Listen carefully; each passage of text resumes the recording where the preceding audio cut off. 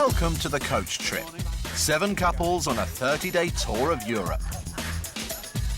For some of them, it could be the holiday of a lifetime, taking in some of Europe's most famous sights and cities. I think everybody had a good time today. I didn't see anyone not enjoying themselves. I could stay there for hours. I loved it. But for others, it could be a complete nightmare. You know, everyone sweats, you know. No f***s I like that. This is no ordinary coach trip, because if you don't like the people you're travelling with, you can vote to send them home. I hope they sink. They are all imbecilic morons.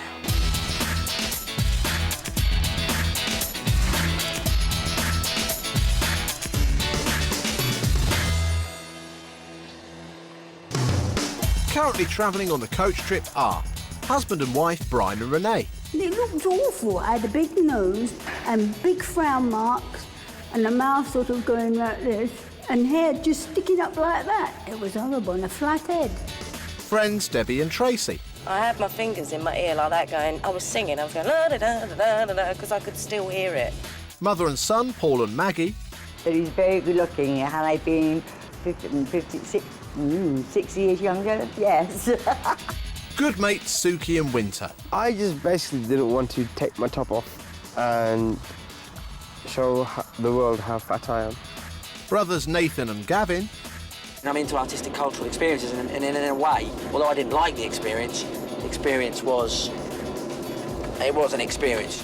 Niece and aunt Lisa and Eileen. So I thought, God, he must have plenty of money, him, love. Come here.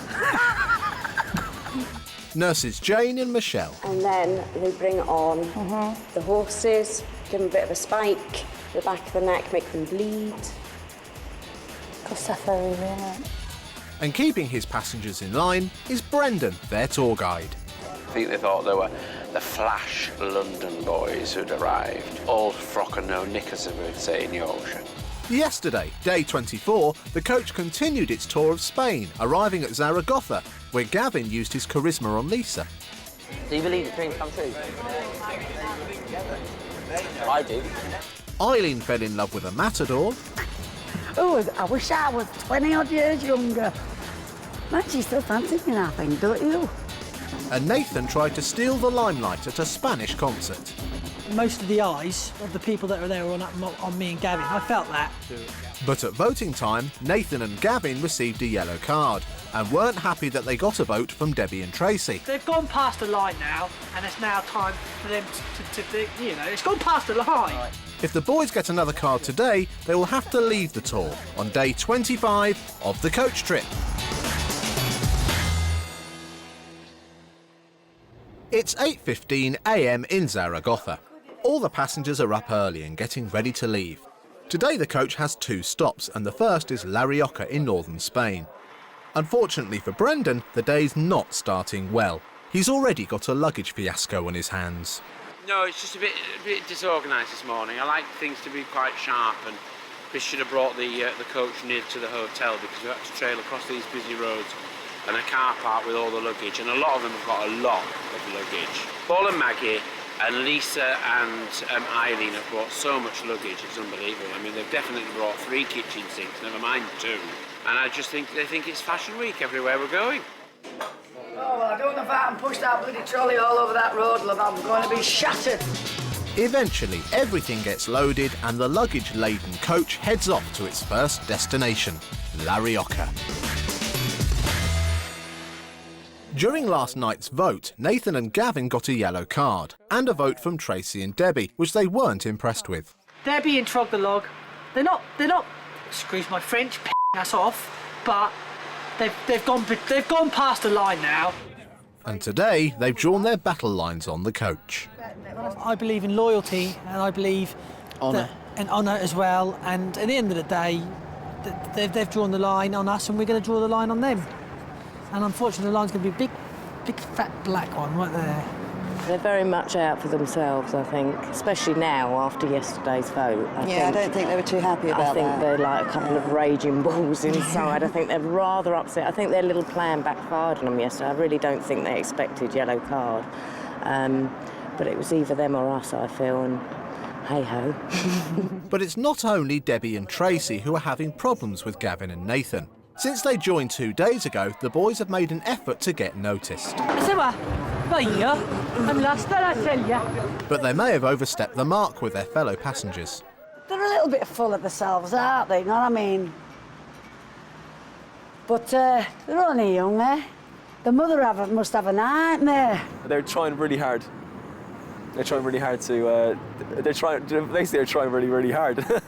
And they're all bouncy, bouncy. Look at me, look at me, look at me.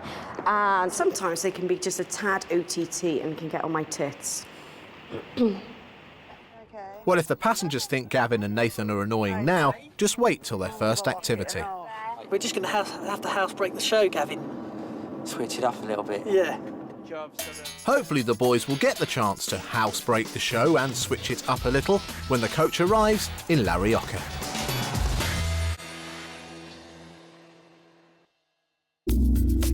Rioja is a picturesque province of northern Spain. Its green and pleasant territory is situated at the foot of the Velasco Mountains and is probably most famous for its vineyards and wine cellars, where you can come and enjoy some of the finest fragrances and flavours of wine anywhere in the world. And this is where Brendan has brought the group for their first stop, a tour of the Dinastia Vivanco Museum of Wine. The museum offers a stroll through the history and culture of wine, and the exhibits aim to show the importance of winemaking since it began more than 10,000 years ago. It's for making this thing for the bottle. It's not an instrument of torture. I'm thinking, ooh, This museum is wonderful. For anybody interested in wine, it's absolutely fantastic. Although it looks like Gavin is becoming the tour guide rather than listening to him. This is the youngest of the Riojas, and it takes 2 weeks to press. And you're going to talk to me about the fermentation. We'll give you a good fermentation. It all depends on your laboratory. Yes. And when the head of your school says, "Let's go, move." The museum explains the entire wine process, from vine growing through to the production of new wine. And one of its most impressive sections is the aging room, where the wine is stored in oak barrels. We have about 2,000 barrels. And young tour member Lisa is certainly impressed with something. No vibration and no differences. After the museum, it's time to see if the passengers have learned anything from the tour, with a wine tasting lesson. Well, ladies and gentlemen, I'd like to introduce you to Jose Ramon Jimenez, who's the chief wine taster and the ultimate authority on wine here. And I shall hand him over to you. Thank you. Jose has agreed to teach the group the art of wine tasting and has specially selected 2 locally produced red wines for them to compare and contrast. Now we're going to taste it. So look at me. You have to drink a little bit, put it on the top of your mouth. Try to suck. Look at me, please.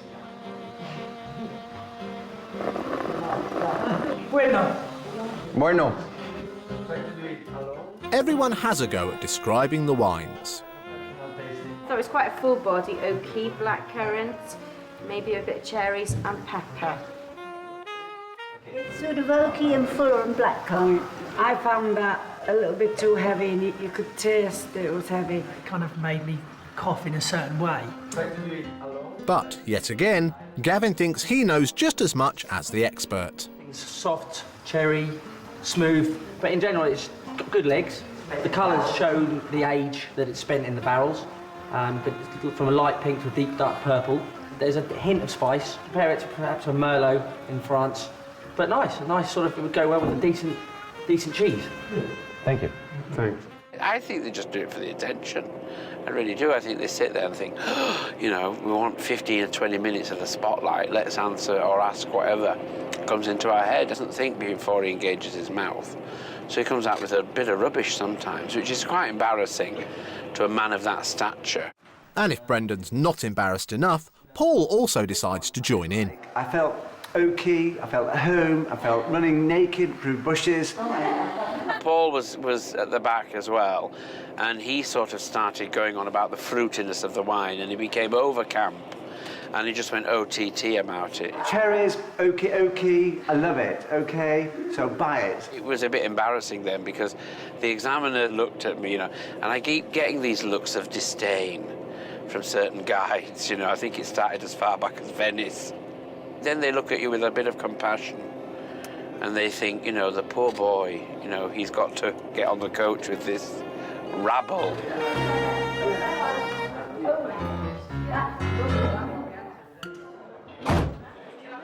After the lesson, it's time to put their new talents to the test with an impressive 3-course meal and free wine laid on by the museum's top-class restaurant. But it seems Nathan and Gavin's know-it-all attitude is still annoying some passengers. I tried to have a little chat with him to tell him that he doesn't have to do what he does. He tries to go OTT all the time. He was going too much over the top, thinking he's been living for 100 years and he knows everything. Although Eileen's words are falling on deaf ears. They're jealous of our energy. They're jealous of our energy and our drive and our spirit, and you can't take that away from us, and that is why we are here, OK? So, if we go, then do you know what? I think it's the camera's loss at the end of the day. It's now 2 p.m. and time to leave. So the coach trippers use the last few minutes downing as much free wine as possible. They serve the best wines, the Rioja wines, to us, and a lot of them, really enjoyed the wines, and I think Brian had a few glasses too much, but apparently it's because it was so good, the wine was so good, so it flowed, and they partake of everything that flows on this trip. Anything that's alcoholic, they'll have it, and especially if it's free. It's been a tough morning for Brendan. Thankfully, all that food and wine means he can now have an hour to himself. Coming up in part 2, the passengers take an artistic stroll round the Guggenheim Museum. We call that art. I can make them in my back garden, love. And the knives are well and truly out at voting time. Any of you more than 48? Me, buddy. I don't mind playing a game, but I'm not going to be attacked.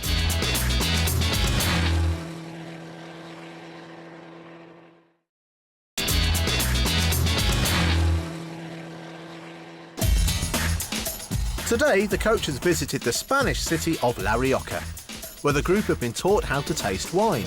But nice sort of, it would go well with a decent cheese. And then tasted so much they dozed off.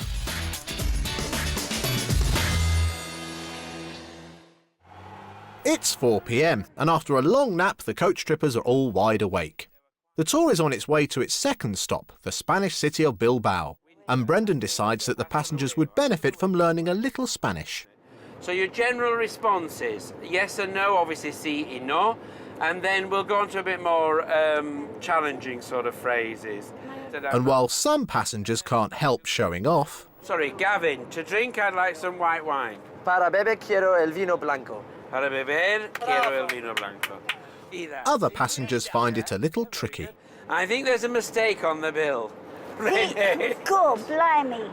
Pienso que hay un error en la cuenta. ¿No? Try again. Pienso que hay un error. Pienso que hay un error en la cuenta. Very good. Well done, girl.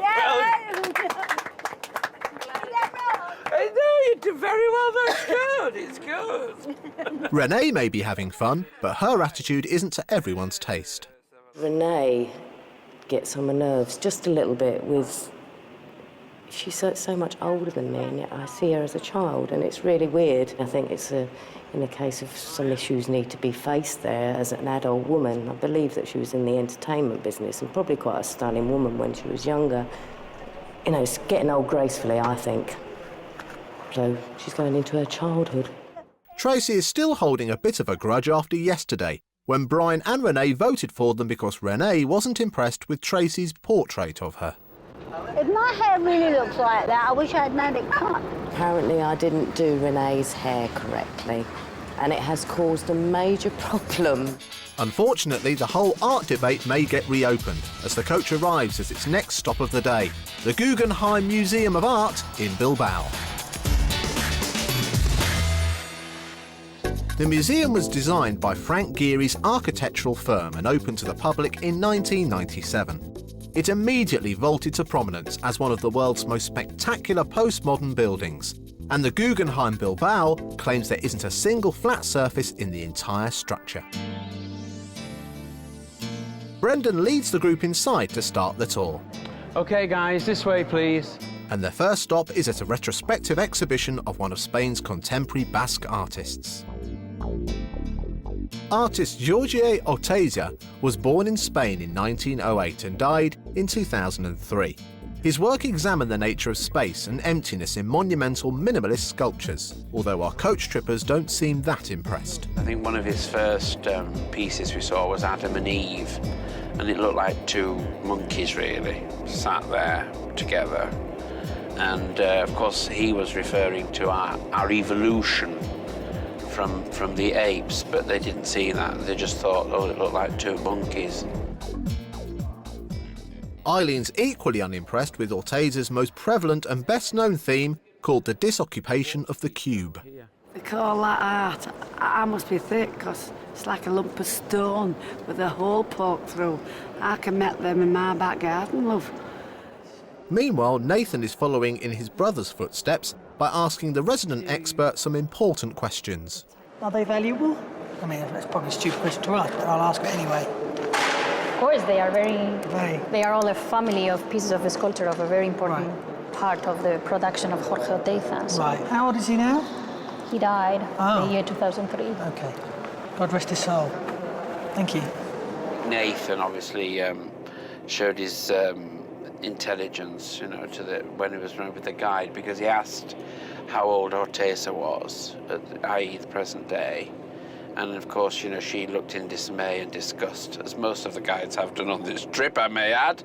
And she said, well, he was dead. And he died a long, long time ago. And I think he thought he was still alive, Nathan, but that's Nathan's head for you. Everywhere else except where it should be.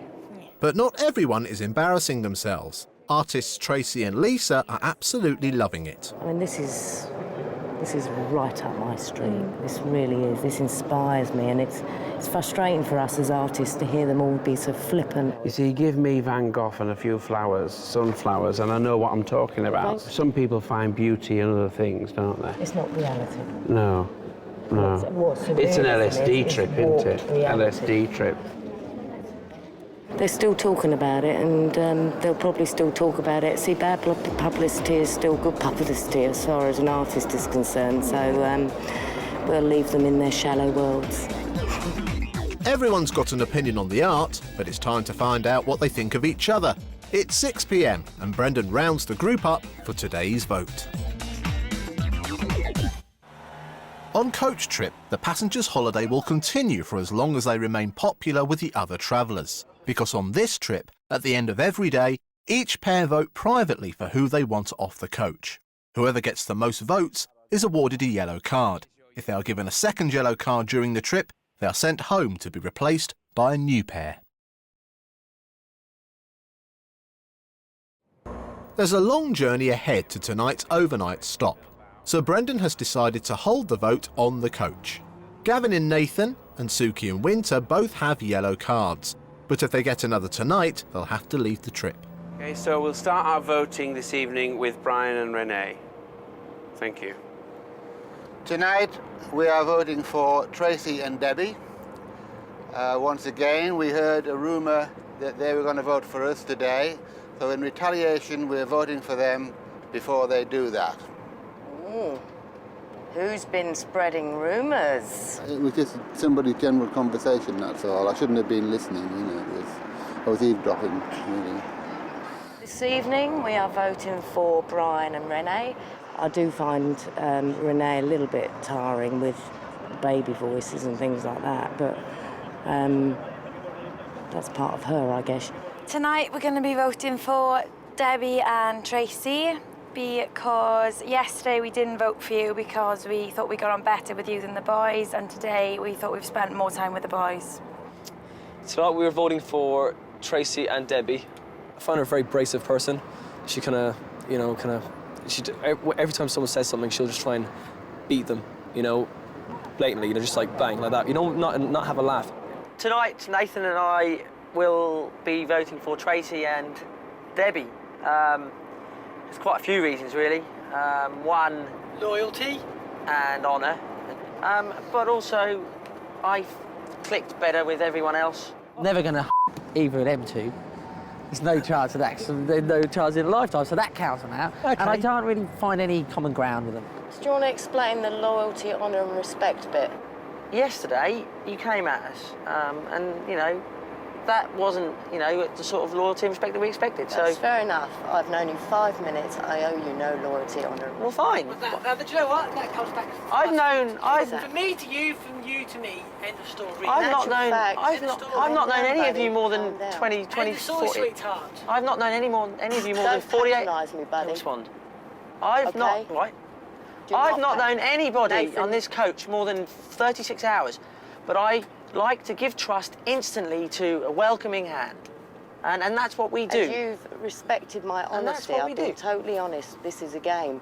And the main thing is you with your attitude, Nathan, that we have a problem with. Hey, listen, shut your attitude up, okay? This is why we chose to vote you, because of your nastiness. Why are you giving your it this last personal? word was respect. Why are you giving Tell personal me to stuff? shut up. I'm Why are not you giving even it personal talk to stuff? Well done. That Well done. You doesn't got give The respect. atmosphere. Do you realise that? Well done. You managed to get a rise out of me. You didn't get a rise out of my brother. Well done. You managed to get a rise out of someone by throwing your nasty talons. And well done. It came from me, not my brother.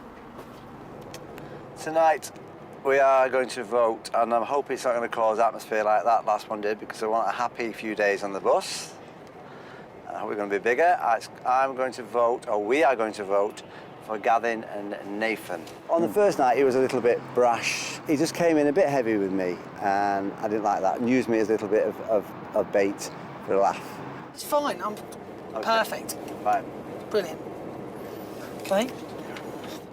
Tonight we're going to vote for Jane and Michelle. When we went to the restaurant, we tried to talk and they wouldn't talk to us. And I thought, oh, why are they being like that? Well, ladies and gentlemen, the result this evening is that with 4 votes, it goes to Tracy and Debbie. Thank you very much. Okay. Thank you. So Tracy and Debbie get their first yellow card, and comments made in the vote have caused a divide between themselves and Gavin and Nathan. You know, it was an attack. That's how I felt. And I don't mind playing a game, but I'm not going to be attacked by anybody. Full stop. Let's ask the question, who meant harm to who? Because I, for a few moments, thought she was going to do a flying jump over the chairs at us. I just think he was rather rude in what he was putting across, and it was vindictive. It wasn't just, you know, there is reasons, you know, loyalty, trust, and I've known these people 2 minutes, you know. At the end of the day, I don't owe him nothing. Okay, fine, we were a bit confident and we were a bit brash and we were a bit...